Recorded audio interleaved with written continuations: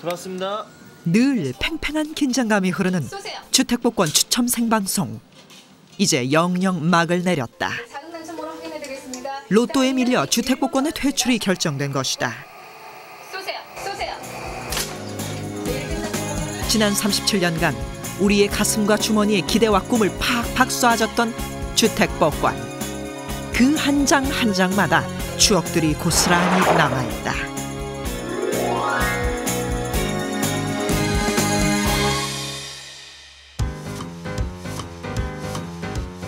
(1969년 9월 15일) 세상에 고약한 물건이 하나 나왔다. 별것도 아닌 종이 쪼가리가 나중에 집 한 채 값으로 둔갑을 한다는 것이다. 이름하여 주택복권이라고 하는데 이게 바로 그거다. 제1회 한 장당 가격은 100원, 1등 당첨금은 300만 원.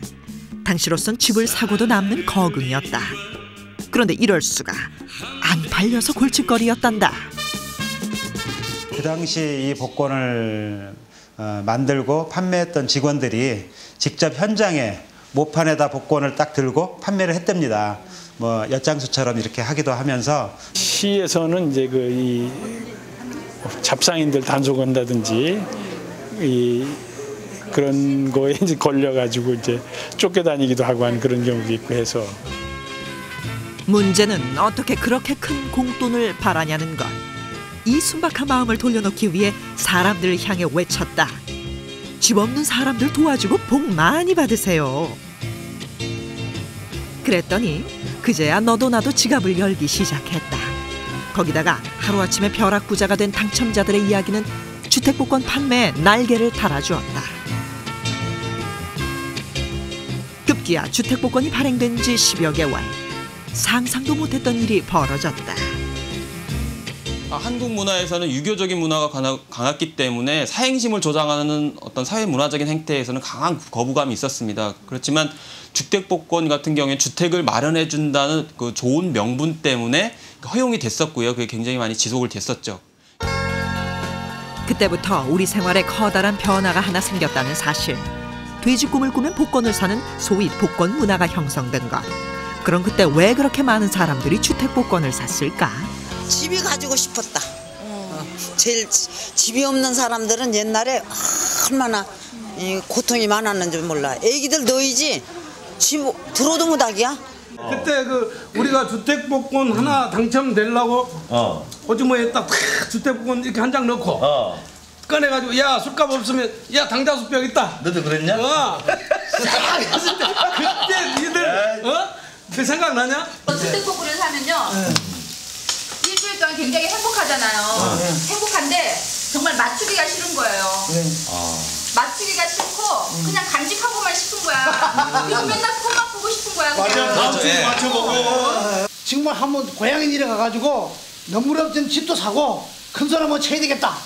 또 내가 사회에서 했으니까 내가 하고 싶은 걸 좀 해야 되겠다.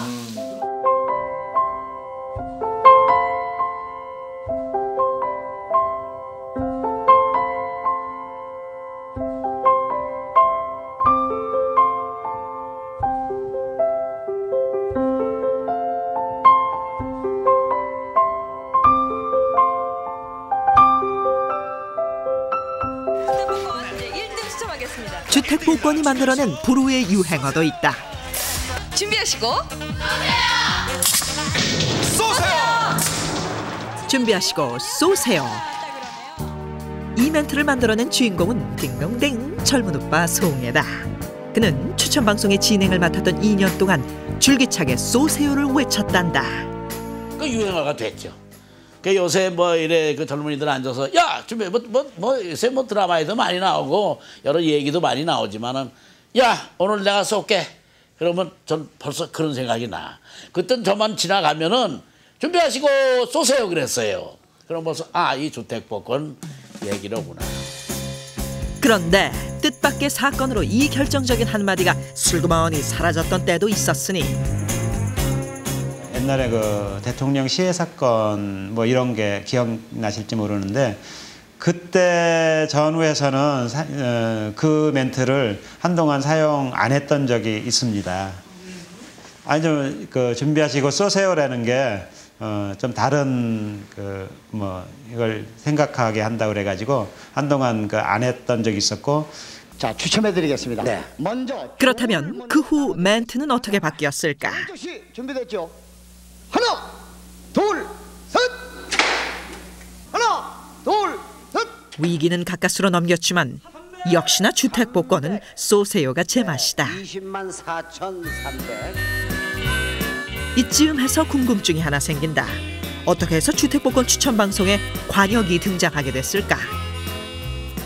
옛날 추천 방식이라 그러면은 이제 무슨 뭐 통 속에서 은행알을 꺼낸다든지 한 뭐 그런 방식밖에 이제 생각이 떠오르지 않고 그러는데, 그렇게 한다고 하면은 그게 이제 상당히 조금 신뢰성을 떨어뜨릴 가능성이 있잖아요.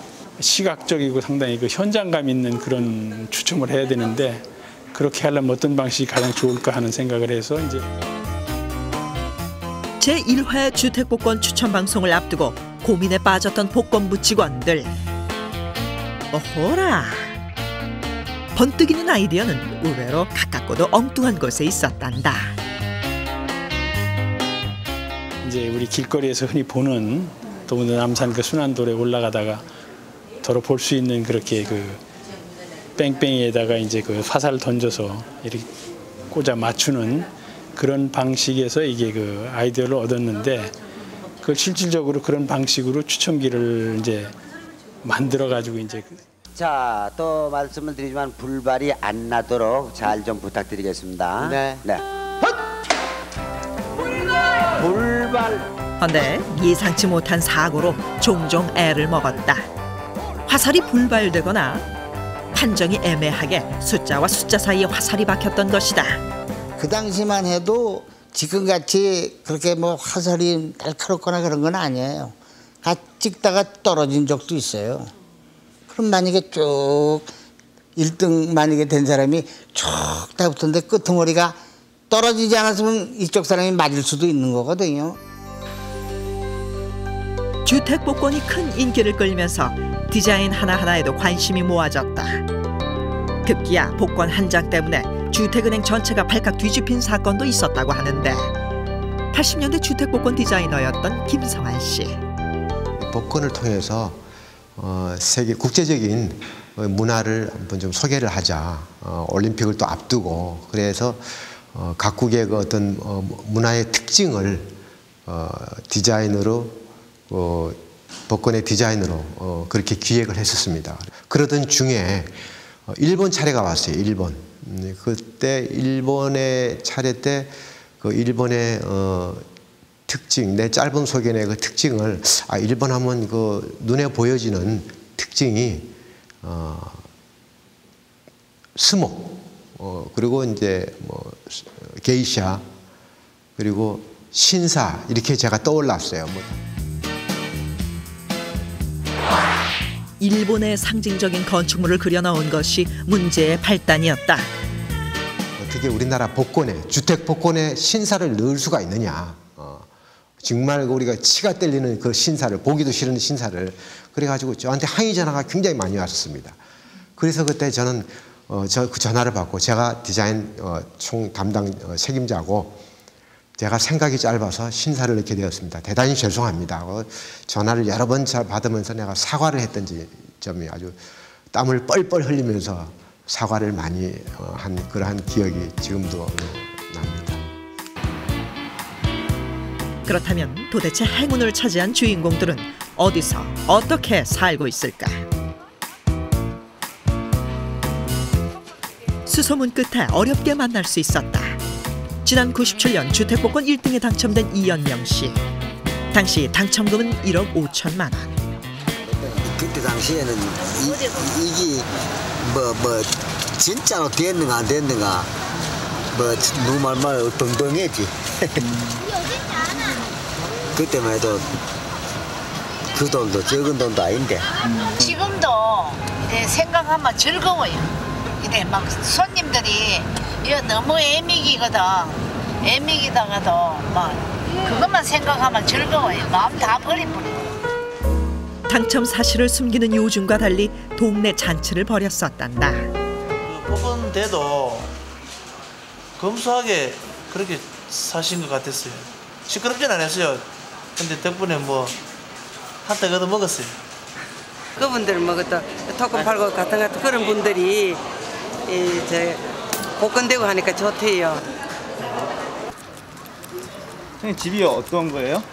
요거 제일 높은 거. 당첨금에 돈을 조금 더 보태 집을 증축했다. 형편이 어려워 결혼식을 미뤘던 아들도 장가를 보냈다. 당첨금이 없었다면 엄두도 못 낼 일이었다.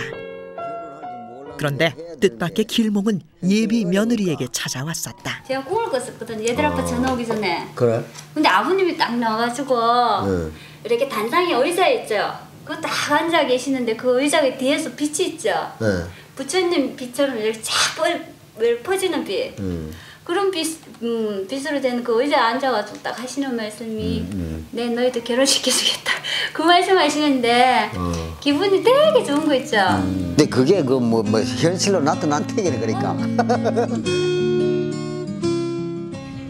아이고. 주택복권 한 장이 한 사람을 살려내기도 했다.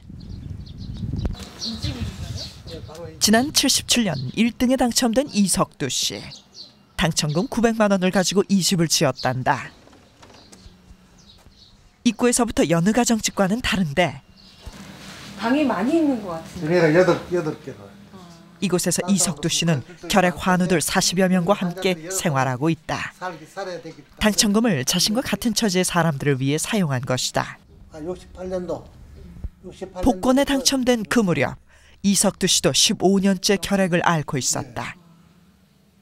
병마와 투병하며 힘겹게 보내고 있던 그때 무심코 구입한 석 장의 복권 중에 한 장이 1등, 한 장이 아차상, 2장이나 당첨되는 특별한 행운이 찾아왔던 것이다. 2장이?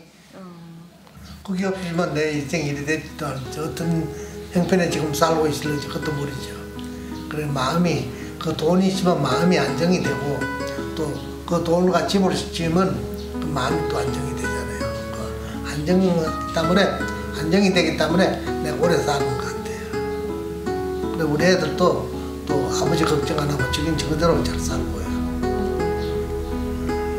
복권이 복을 가졌었던데요. 네, 그렇습니다.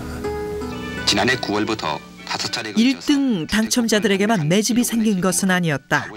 서울 암사동, 봉천동 등지에 복권 아파트를 지어 싼 값에 분양. 주택복권 한 장에 국민주택벽돌 한 장이라는 말을 실감케 했다. 주택복권 하면은 그때 뭐 그 당첨금도 참 서민적이었지만은 우선 그 뜻이 그 제가 진행하면서 그런 얘기했어요. 여러분 안녕하십니까? 맞아서 기쁘고 안 맞아서 흐뭇한 주택복권 추첨 시간입니다. 이 멘트를 했던 게 지금도 생각이 납니다. 그러니까 맞으면 내가 기뻤고 안 맞아서 흐뭇하다는 게 주로 그때 다 그 서민들이 느끼는 거였죠. 남을 도와줬다 내가. 그래서 아마 그 관심들이 컸다 그렇게 생각을 하고. 그런데 여기 주택복권으로 내 집 마련을 하기는커녕 복권을 사 모으느라 집 한 채 값을 날린 이도 있다.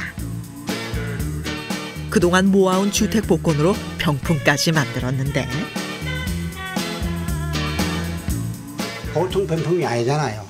특별하잖아요. 예. 그러니까 이게 내가 취미거든. 이게 쫙 펼쳐놓고 보시면 기분이 어떠세요? 기분이요? 예.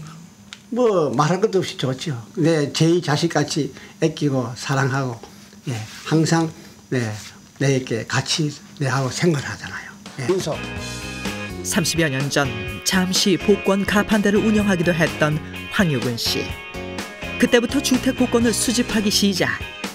이제껏 모은 각종 복권이 27만여 장에 달한다. 담배 안 붓고 담배 안 태워요. 나 차도 없어요. 예. 그런 돈으로서 전철 타고 다니고 담배 값으로서 내 오락을 다른 거 안 하고 내 복권에 투자해도 별 뭐 큰 손실이 없다고 생각해요. 이렇게 많은 복권 가운데 1등에 당첨된 것은 한 장도 없었다. 그동안 최고 당첨금은 300만 원. 그래도 아까울 게 없단다. 나는 복권하고 인연을 맺고부터는 크게 아파본 적이 없거든요. 그것이 뭐 1등 1억보다는 더 소중하잖아요. 그래서 날 복권을 오래오래 복권하고 살아났고 행운의 여신이 나에게 주는 것 같아. 그래서 고마워 이거 1등보다는. 37년 긴 역사의 종지부를 찍는 행운은 과연 누구에게 돌아갈까? 그 기대와 바람은 한결같을 것이다. 내가 되면 좋지만은 그렇지만은 복권 사는 분들 중에 좀 여유 있는 분보다도 없거나 어려운 사람이 마지막에 큰 고액 당첨이 돼서 큰 뭐 그 보람을 느꼈으면 더욱 좋겠습니다. 2006년 3월 24일 밤 주택복권의 판매가 마감됐다.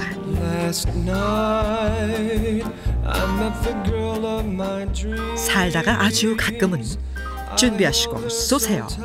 이 힘찬 멘트가 마냥 돈벼락이 아닌 정이 뚝뚝 묻어나던 그 모습이 그리울 것 같다.